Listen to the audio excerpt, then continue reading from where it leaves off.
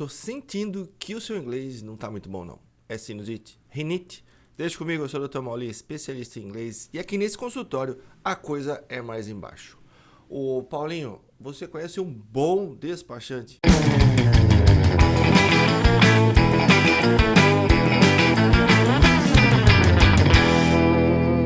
Olha, no caso de você ainda não ter se inscrito no canal, se inscreva, deixe o seu like e aí você aproveita e compartilha o vídeo com aquele seu amigo que é farmacêutico e que vende medicamento tarja preta para você sem a receita. Vamos ver então qual é o problema do paciente de hoje. Hoje é o dia de falar sobre a mutação do T, do som do T no inglês americano, é o efeito lobisomem, mas calma, não precisa ficar com medo.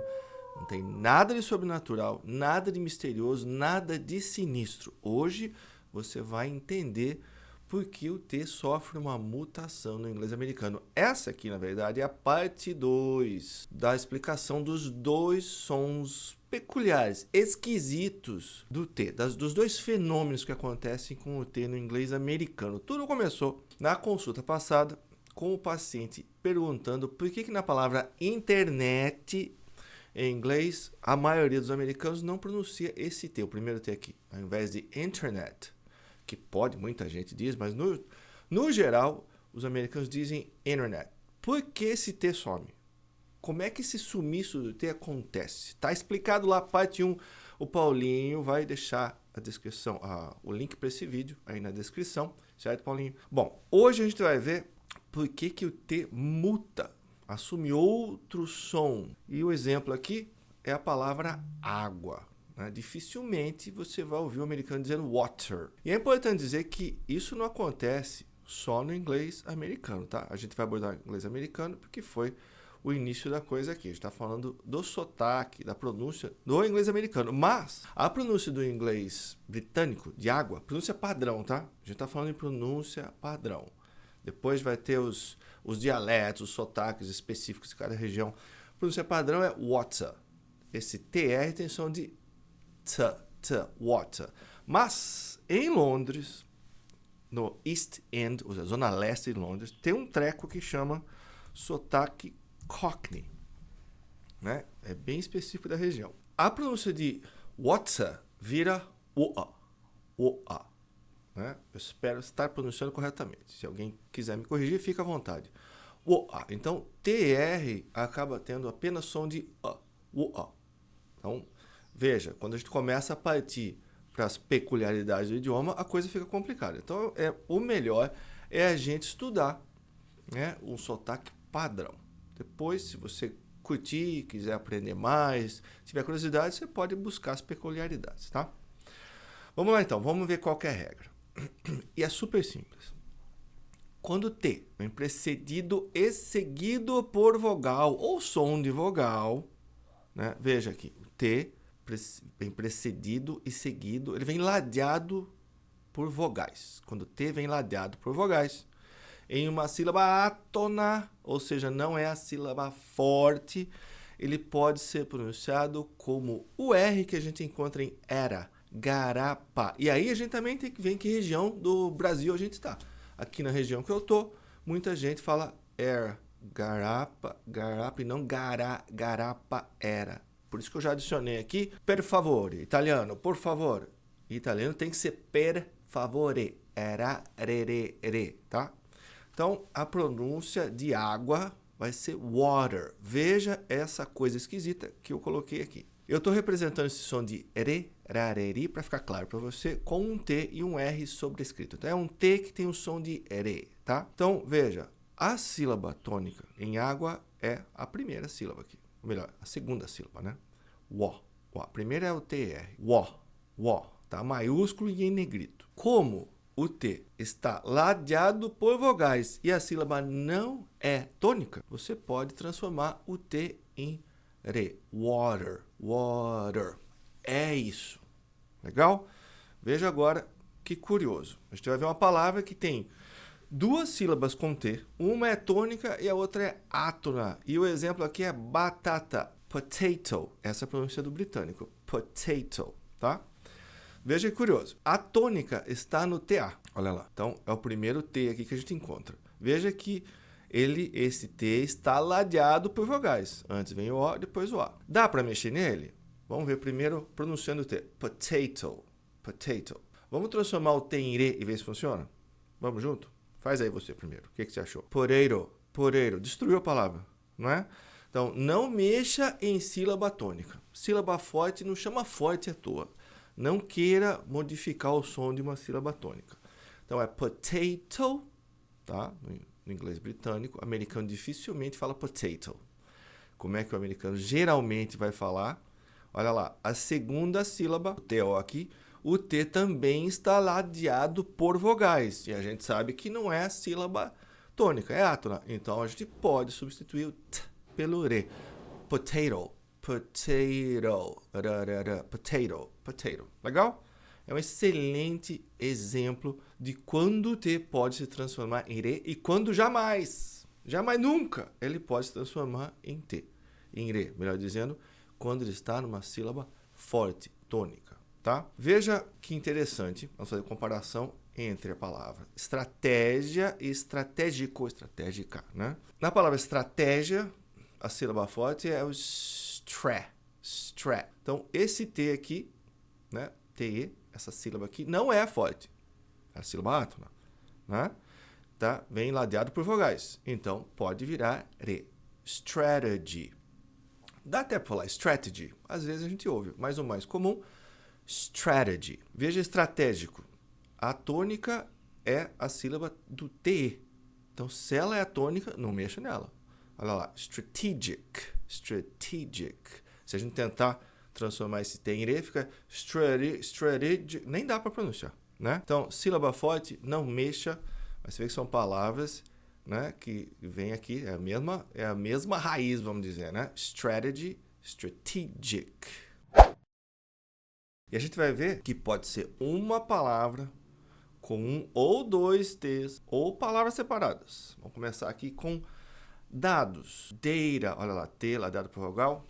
A sílaba tônica é o DA, né? Data, data. Pode ser data também, mas não data. Tem muita gente que fala data. Data tá errado. Ou é data ou é data, tá? O verbo odiar, passar de particípio. A tônica tá no HA. Então, a gente tem aqui, olha lá, T ladeado por vogal. Inclusive, ATE é o passado do verbo comer. Eat, ate. Por isso que a gente fala ate, né? Então, fica hated, hated. Whatever, whatever. Seja lá o que for, tanto faz. Olha lá. T ladeado por vogal. A tônica está no O. Whatever, whatever. Essa todo mundo conhece, né? Melhor, better. Agora você sabe por que a pronúncia de melhor é better no inglês americano. O britânico é better. Americano fala better. Difícil, hein? Eu, para ser honesto, nunca ouvi. Se você ouviu, me fale. Mas eu nunca ouvi. Bom, então a gente tem aqui com dois T's, uma palavra só com dois T's. Então, o que vale é o som do T em si, né? Se tem dois T's, não tem importância. Então, T, um som de T ladeado por vogal. Better. Aqui o gerúndio do verbo cortar. O verbo cortar é cut, então vai ficar cutting, cutting. Olha lá, T ladeado por vogal. Bateria, pilha, também dois T's. Battery, battery. Não precisa ser uma palavra só. A gente tem duas aqui. At, a, em, uma, numa, né? Ou num. Então, a gente vai ter T ladeado por vogal. Não importa se são duas palavras. Era. Aqui, mas sempre. Mesma coisa. Duas palavras. But always. E pra gente fechar esses exemplos aqui, não somente, olha lá, not only. Se a gente for fazer a conexão, fica not only, porque a gente tem o T ladeado por vogais. Not only. Não é interessante? Também interessante é que a gente tem que considerar o som de vogal, não só a vogal. Esse treco esquisito aqui, B-O-U-G-H-T, tem essa pronúncia. Bought é o passado de particípio do verbo comprar. To buy. Então, eu tenho B-O-U-G-H-T. O O-U-G-H-T só tem som de OT, entendeu? Percebe o que eu quero dizer? Olha lá, I bought a house. Então, na verdade, B-O-U-G-H-T vai ter som de B-O-T, bought. Se a gente colocar o A do lado aqui, a gente tem um T ladeado por vogal, né? Nem é sílaba, né? Porque são duas palavras separadas, distintas. Então, a gente pode transformar o T, mutar o T para RE. I bought a house. É por isso que você ouve isso. Bora. né? Agora você sabe exatamente como funciona. Imediatamente, right away. Então, R-I-G-H-T tem som de right, R-A-I-T. Então, se a gente juntar a vogal A, a gente tem um T ladeado por vogal, também não é nem sílaba, então vai ser right away, right away. Aqui a gente tem I caught a cold. Caught é o passado e particípio do verbo catch. Olha lá, o verbo to catch está em infinitivo. O to indica que é infinitivo, tá? Aqui é pegar. Pegar o quê? No caso, um resfriado. I caught A-U-G-H-T, parecido com esse fenômeno aqui, né? Aqui é A-U-G-H-T, aqui é A-U-G-H-T, só tem som de C-O-T. Então, juntando a caught a, I caught a cold. Caught a cold. Legal? Mas tem coisa mais interessante e esquisita ainda. O Y é considerado vogal em fonética em certos casos. Então, veja. City. Então, a gente vai considerar fosse uma vogal. Olha lá. T ladeado por vogal, né? Vai ser city. Posso falar city? Se você quiser, você pode. Mas, no geral, o americano vai falar city. Capacidade. Capacity. Capacity. Tá cheio de gente falando capacity. Capacity parece aquele negócio que você põe na cabeça para andar em moto. Isso aqui é capacity. Pretty. Pretty. Bonito ou muito, né? Pretty good. Muito bom. Pretty. Pretty. E responsabilidade. Responsibility. Posso falar responsibility? Pode. Mas no geral, no inglês americano, a tendência é mutar transformar esse T em E. Responsibility. Outra curiosidade, cheio de curiosidade, hein? Quando a gente tem vogal, olha lá, olha o A aqui, depois um R, olha lá, depois o T e depois outra vogal, a tendência é que esse T vire R, olha lá, Carter, é um Carter, é um nome e também é o Carter, onde você bota o óleo lá, o óleo do Carter. Em inglês, Carter. Carter. Aí tem muita gente que fica confusa, né, na hora de pronunciar, porque tem o R, car, e depois o R. É só a prática, tá? Carter. Uma startup, é uma empresa startup que o pessoal fala, né? Startup. Olha lá. Startup. Startup. O passado e particípio do verbo começar. Começar. Eu falei começar. Tô falando em inglês já, né? Começar. Started. Started. Parte de. Part of. Part of. Festa. Party. Party. Morty. É um nome, né? Nome próprio. Morty. E 30. 30 é 30. 30.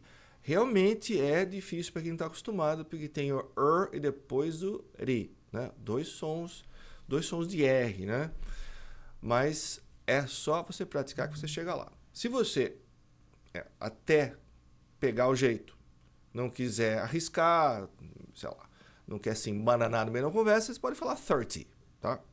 Morty, party. Mas é só prática. 30. Legal? Se você assistiu a consulta passada, que é a parte 1, sobre o T que some, e assistiu a essa aula aqui, você já domina essas duas pronúncias do T no inglês americano. Legal? Não se esqueça de se inscrever no canal, apertar o sininho, deixar o seu like, ajude a UTI a crescer. Legal? A gente se vê na próxima consulta.